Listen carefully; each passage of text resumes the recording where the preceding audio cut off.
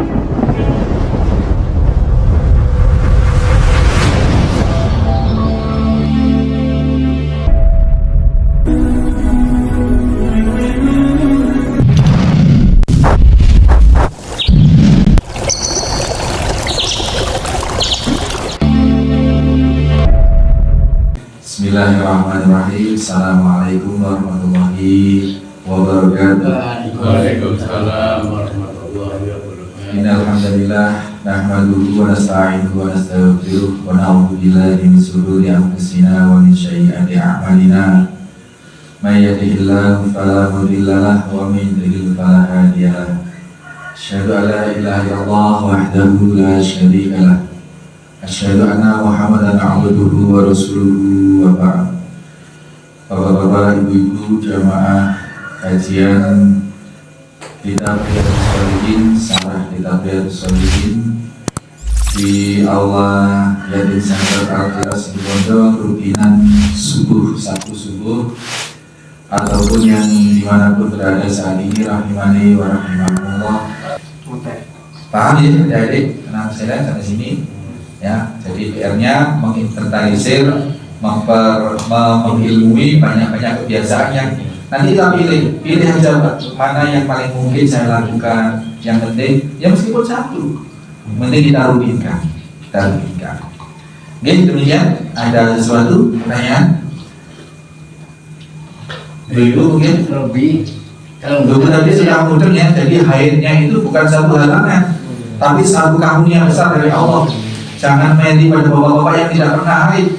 Enak bapak-bapak tidak pernah haid, ibadah malah tuh nyaman itu tak usah ibadah, tulis penuh pahalanya. Asalkan ketika tidak haid rajin. Kalau tak rajin ya sudah tidak dapat juga itu. Bapak, ini langsung Hadis 17 tentang pahala yang luar biasa yang diberikan kepada orang-orang yang sakit dan bepergian. Di antara kita pasti nanti akan mengalami itu. Namun dari ilmu yang kita dapatkan ini, mulai hari ini kita coba evaluasi diri kita masing-masing, terutama ibadah mahdhah dan juga ghairu mahdhah yang terkait dengan sunnah Rasul. Banyaknya kebaikan yang kita jalankan ini, insya Allah kalau kita sudah datang sakit, kita bepergian, pahalanya tetap mengalir luar biasa. Nah, itu yang kita laksanakan kebiasaan. Tadi diinventarisir beberapa hal, terutama ibadah mahdhah, sholat khususnya. Siang lah. Sholat tepat waktu, jamaah. Ini kelihatannya memang enteng, tapi kalau sudah dijalani enteng betul.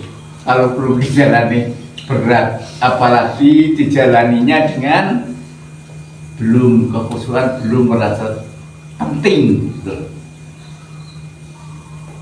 Allahu Akbar umpamanya. Kalau bisa mu'alik sudah siap, bahkan menjelang mu'alik sudah siap dulu. Kebiasaan-kebiasaan kayak gitu tuh, termasuk yang terutama bagi yang belajar, yang masih belajar sebagai pelajar, nanti berikutnya jadi orang. Seperti saya, Pak Haji Rebo, Pak Haji Dedi ini masih juga wajib mencari ilmu itu. Mencari ilmu faridatun ala kulli muslimin wal muslimatin, wajib kita. Wajib itu kita harus mencari ilmu termasuk tiap hari Sabtu. Nah, pembiasaan hari Sabtu datang kemari ini, apabila kita rutinkan, sewaktu kita diganjar sakit, pahalanya terus mengalir. Nah, oleh sebab itu kajian Sabtu kalau bisa kita. Terus ibadah-ibadah lain yang sudah kita rutinkan, terutama sholat wajib bisa berjamaah. Ya Allah, dalam hati saya, apalagi dikaitkan dengan kematian. Pasti kita akan mati, nggak tahu tua muda. Saya 70 tahun ini belum dipanggil, nggak tahu kapan panggilannya. Cucu saya yang 5 tahun 1 bulan itu sudah dipanggil duluan. Dianggap selesai itu pasti.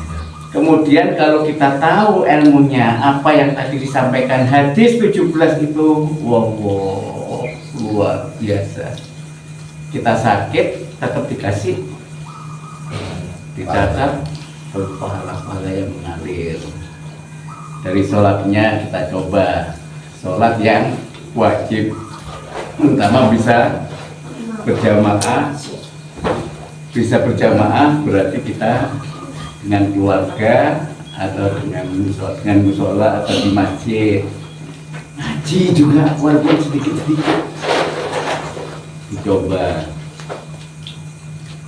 Kemudian meningkat lagi mungkin sholat malam, puasa, bersilaturahmi, bersedekah, berinfak dan sebagainya, banyak menuju itu. Nah ini kalau umpamanya kita pas divonis oleh Allah seperti tadi dikatakan oleh Ustaz Pak Yai yang di akhir hayatnya ini linglung, kita nggak tahu juga dalam perjalanan hidup ini. Nah ini kita evaluasi bagi kita yang masih belajar apa yang disampaikan hadis walaupun hanya sedikit.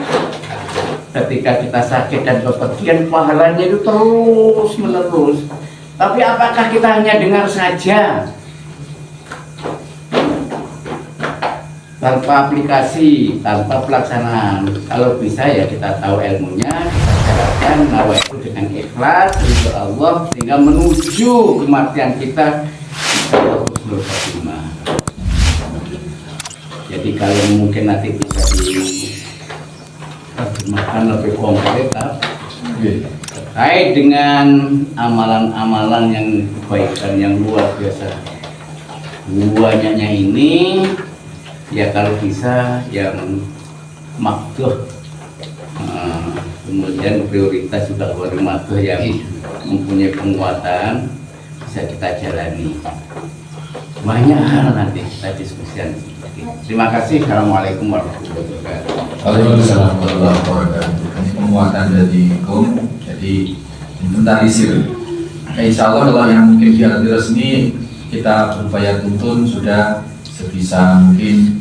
Jadi anak-anak itu ya berupaya mengikuti, kadang-kadang juga merasa terpaksa, karena kadang-kadang juga merasa sukarela. Tapi itulah proses belajar.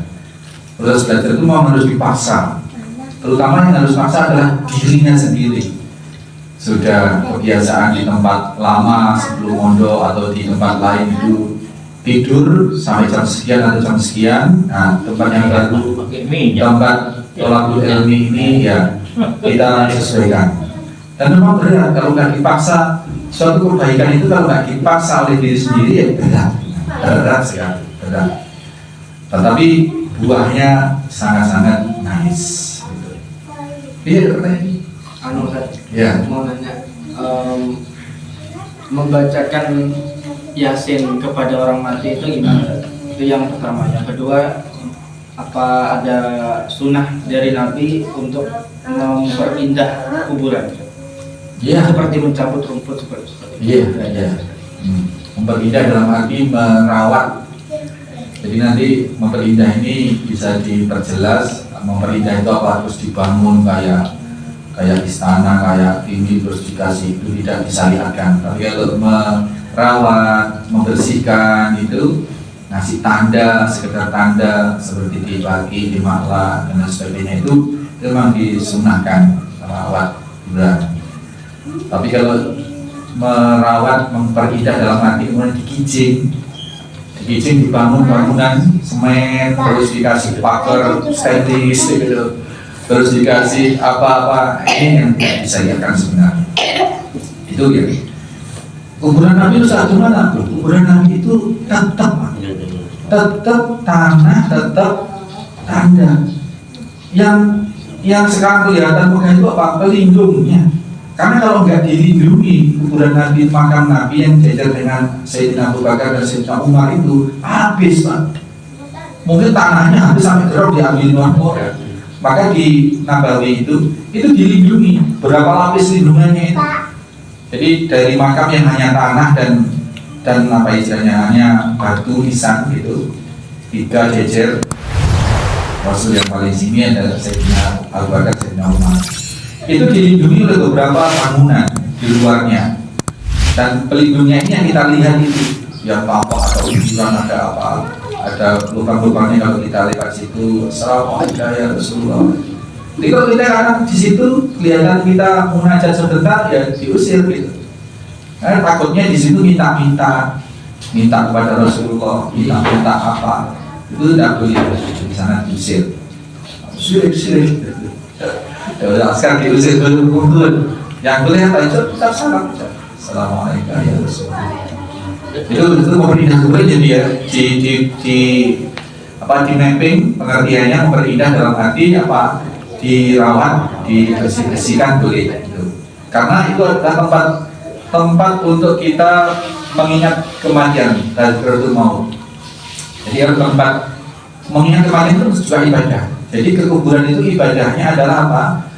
Mengingat kematian dengan mendoakan yang nanti. Assalamualaikum ya ahli diyar, itu kan mendoakan. Itu tempat ibadahnya seperti itu. Sehingga tempat kita beribadah untuk mengingat kematian dan mendoakan yang mati itu ya perlu dibersihkan. Tidak masalah kalau kesana pendekatannya. Tapi kalau kemudian terus agar semakin memberikan keramat misalnya tidak boleh, apalagi sampai diizin dikasih tempat untuk bakar ini bakar itu tidak boleh ya. Itu yang kedua Yasin. Jadi Yasin itu sebagian orang ada yang memahami itu jantungnya Al-Quran, tapi dalam beberapa keterangan sahih itu tidak seperti itu, tidak ada keterangan seperti itu. Sehingga ketika kita ingin beramal soleh mendoakan orang mati itu dengan baca Al-Quran itu boleh. Dalam rangka Al-Quran itu kita jadikan sebagai wasilah tawasul kita dalam rangka agar doa kita lebih makbul, lebih diterima oleh Allah Subhanahu wa taala. Al-Quran apa saja itu. Sebenarnya itu boleh kulhu falak anas yang kulhu itu 3 kali sama dengan 30 juz Al-Quran, boleh Al-Fatihah, Umul Quran itu, boleh Yasin, boleh Al-Waqi'ah, boleh apapun Al-Quran yang kita baca, kita niatkan untuk beramal soleh membaca Al-Quran. Kemudian ya Allah dengan aku beribadah kepadamu membaca Al-Quran, maka terimalah Al-Quranku dan mohon doaku engkau kabulkan dengan saya membaca Al-Quran tadi. Jadi bukan bacaannya kemudian dikirimkan. Ini prosedurnya seperti itu. Kita baca Al-Fatihah, kita mendoakan orang mati, kita baca Yasin ketika kita mendoakan orang mati, baca apapun, itu prosedur yang benar itu adalah bukan bacaannya yang dikirimkan, tetapi kita beramal soleh membaca Al-Quran dijadikan sebagai tawasul kita, sebagai amunisi kita untuk mempertajam, untuk mempertajam pengkabulan dari Allah. Ini ada dalilnya. Ketika seorang terjebak dalam 3 orang terjebak dalam gua, kemudian untuk keluar dari situ tidak mungkin, secara fisik tidak mungkin, maka minta pertolongan Allah. Minta pertolongan Allah dengan menyebut amal soleh yang pernah dia lakukan. Gitu. Nah, kita juga bisa bertawasul dengan amal soleh kita. Baca Al-Quran sebelum mendoakan orang lain, apakah yang masih hidup maupun yang sudah meninggal. Kalau di sini itu kalau dimintai doa untuk orang meninggal, kita khataman dulu kadang-kadang Pak. Ya tergantung yang sohibul musibah, sohibul hajat, khataman. Tetapi tetap kita dari pemahaman pada sohibul hajat itu untuk bahwa kita khataman, kita nanti baca-baca Al-Quran, ini dalam rangka mempertajam doa kita agar lebih dekat, agar lebih mudah diterima oleh Allah sebagai tawasul kita, bacaan Al-Quran kita, bukan bacaannya yang dikirim. Tetapi kalau untuk anak ke orang tua itu, bacaan itu yang sudah otomatis juga mengalir ke orang tua yang mengarahkan anaknya untuk ngaji dulu. Pak Mawi punya anak namanya Mas Haddad, dipondokkan mana dulu? Terus jadi dia di Malang Kuret Manawari dipondokkan pas libur ngaji, sholatnya enam, libur ngaji itu pas nanti satu saat Pak Mawi sudah dipanggil dulu. Mudah-mudahan ya Pak Jamur ya kan, mudah-mudahan. Terus Mas Haddad terus ngaji, terus doakan orang tua, ngaji sendiri maupun ngaji dalam rangka mau berdoa. Ini otomatis pahala ngajinya ngalir, meskipun tadi ini bacaan saya kirim buat abah saya, meskipun udah seperti itu, karena bisanya ngaji Mas Haddad dulu itu dididik oleh orang tuanya untuk ngaji. Nah itu dalam konteks bacaan yang nyampe itu bacaan seperti itu dari orang yang pernah diajari, orang tua ngajari anaknya, guru ngajari muridnya. Maka Mas Habib, Mas semuanya, Mas Jun dan siapapun yang ngajar ngaji itu berbahagia, karena yang kita ajarkan akan dipakai selamanya. Kita nggak bisa bayangkan kalau salah satu santri kita itu jadi kiai, jadi ustadz yang kemudian bikin lembaga, punya santri banyak lagi, ilmu kita mengalir. Atau orang-orang yang sudah tidak memungkinkan untuk ngajar, misalkan ada misalkan membiayai anak santri yang ada di satu lembaga, di kita itu ada anak-anak yatim yang kita biayai. Itu biayanya dihandle oleh orang yang tidak sempat untuk ngajar ngaji tetapi punya kelebihan harta atau bisa mengisikan harta untuk membiayai anak yang sedang tolak ilmi. Ini sama, mengalir nanti apa yang didapat pahala oleh. Nah itu. Jadi ya Mas Rudi, prosedurnya bukan bacaannya yang dikirimkan, tapi bacaannya ini untuk bertawasul amal soleh agar doa kita lebih cepat didengar, lebih terjamin pengkabulan dari Allah Subhanahu Wa Taala. Dalilnya tadi bisa 3 orang yang terjebak di dalam gua menyebut amal soleh, berdoa, ya Allah apabila kebaikanku itu benar-benar kau akui sebagai mengharapkan wajahmu belaka, maka kabulkanlah doa kita akan dua ini. 1 orang dibuka sepertiga, 3 orang pas buka semua pas itu. Nah inilah bolehnya bertawasul dengan amal soleh. Kemudian ada lagi, ini Pak Dedi. Assalamualaikum warahmatullahi wabarakatuh. Waalaikumsalam. Saya datang yang pertama kali nih sesudah Idul Fitri. Iya Pak Dedi. Gini, dinyatakan dalam penelitian itu bahwa besok kita akan menyongsong 2045, menjadikan generasi yang unggul, emas. sedangkan kendala di jalan ini masih nampak sekali masalah literasi, masalah minat baca yang nomor 2 dari bawah. Ini banyak dibicarakan ini. Langkah-langkah ini katanya memang banyak pengaruh dari media sosial. Sehingga orang tua ya bingung apa yang perlu kita dukung Pak dalam hal ini. Ya lembaga pendidikan kita dukung di bidang apa. Anak-anak yang kumpul tuh Gen Z Pak. Di tempat saya itu ada kedai, ya kedai itu sayur kalau pagi, malam itu kopi. Ini anak sekolah tuh rokokan Pak, ya minum gitu Pak. Nah ini kalau kita ajak untuk belajar membaca, saya di rumah saya dirikan rumah baca Pak. Ini 2 kali kumpul Pak. Itu ya maaf ya, kalau gini-gini saya sediakan Pak. Kita goreng, air. Tapi setelah itu udah datang. Ada datang sore itu babak kopean Pak. Iya. Apanya mau belajar? Sedangkan contoh Pak, umpama kita ngadakan lomba membaca Pak, buku yang mana? Saya lihat bantuan pemerintah kepada masjid itu ada Pak, literatur tuh Pak. Tapi ya gitu, 1 lembar ini menampakkan siapa penulisnya, siapa yang menggambar. Jadi itu isinya hanya satu bait, satu lembar, satu bait kalimat. Nah, saya ingin tanya, Pak, buku seperti apa, Pak? Kalau mau dilombakan kepada anak-anak tuh, Pak.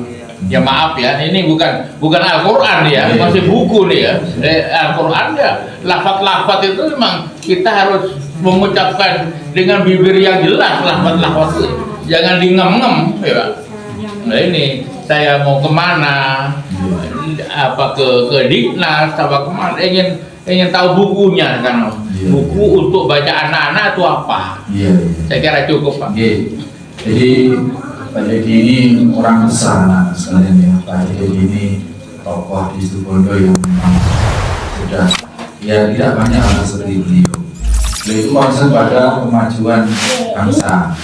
Makanya kalau beliau sedang seperti ini audiensi itu pasti yang diomongkan itu memang sesuatu yang visinya jauh ke depan. Generasi emas ini kan tidak semua kita mikir itu kan. Tapi ini kita memang diwajibkan untuk membaca dalam surat Al-Alaq itu jelas Iqra bismi rabbikal ladzi khalaq. Dari sinilah, dari satu ayat ini Iqra bismi rabbikal ladzi khalaq ini cukup memberi petunjuk pada kita kalau kita terjun ke dunia literasi itu harus yang apa? Mengandung unsur bismi rabbika. Jadi kalau tanya bahan apa yang cocok untuk dijadikan bahan bacaan tidak hanya anak, pada semua ini yang mengandung dorongan untuk mengenal dan semakin dekat kepada roh kalian. Maka kalaupun cerita, kalau literasi, kalau buku cerita, ya jangan cerita Ultraman lah Pak, jangan cerita Doraemon lah Pak. Ambil cerita-cerita komik-komik yang kabarnya menarik-menarik tentang Salahuddin Al-Ayyubi lah, tentang Al-Fatih, Muhammad Al-Fatih, tentang juangnya Rasulullah, para sahabat, ketaatan kepada orang tuanya, surah sama yang itu yang gendong ibunya itu Uwais Al-Qarni. Jadi bacaan tetapi membawa kita kepada bismi rabbikal ladzi Iqra bismi rabbikal ladzi khalaq. Jadi yang membawa kedekatan kepada Allah Pak. Judulnya apa aja ya? Kalau tema-tema pokoknya yang penting mengandung keteladanan dan dorongan kepada anak untuk semakin dekat kepada Allah. Untuk zaman sekarang ini sangat gampang Pak Dedi untuk mencari judul literatur itu gampang, buka di AI, kalau punya AI itu ada Meta AI, di situ sangat simpel. Buku apa yang cocok untuk anak Situbondo yang kulturnya Madura misalnya, yang usianya sekian, yang kebiasaan hari-harinya main kopean, itu akan keluar Pak. Yang spesifik, AI itu yang spesifik. Anak-anak coba, coba kalau nanti pas pegang HP, itu ada Meta AI di WA itu, atau AI secara umum yang spesifik. Buku tentang buku judul apa yang cocok untuk dibaca anak-anak usia sekian, kulturnya Madura di sini Situbondo, sukanya main kopean, tidak suka pengajian misalnya seperti itu, nanti keluar buku itu keluar. Dan AI itu sekarang, Meta itu sekarang tidak hanya menjawab kita, tapi menawarkan. Dan setelah dijawab itu kan di bawah itu masih ada kalimat terakhir, mau saya kasih petunjuk lebih detil tentang gimana mendapatkan buku ini. Ada seperti itu sekarang itu. Kita tinggal kita tutup, ya gitu. Jawab iya, nanti hubungi perpustakaan daerah terdekat. Mau saya kasih nomornya petugas perpustakaan sampai segitu Pak sekarang. Edan sekarang itu. Tuh. Jadi COD. Enggak itu. Saya kemarin penasaran dengan jebatannya Pak Anies itu. Saya dikasih petunjuk untuk Jawa Timur ini, mau saya kasih nomor kontaknya, cara daftar jadi relawan, nomor kontaknya, sampai segitu gila. Nah, kasusnya Pak Dedi ini sangat mudah insya Allah. Ya, jadi kalau pertanyaannya, buku apa, petunjuk dari kita, yang bismillahirrahmanirrahim ladzi khalaq, masalah nanti mendapatkannya bagaimana, siapa yang dihubungi, gampang, tanya AI. Insya Allah demikian. Gitu, jadi sip.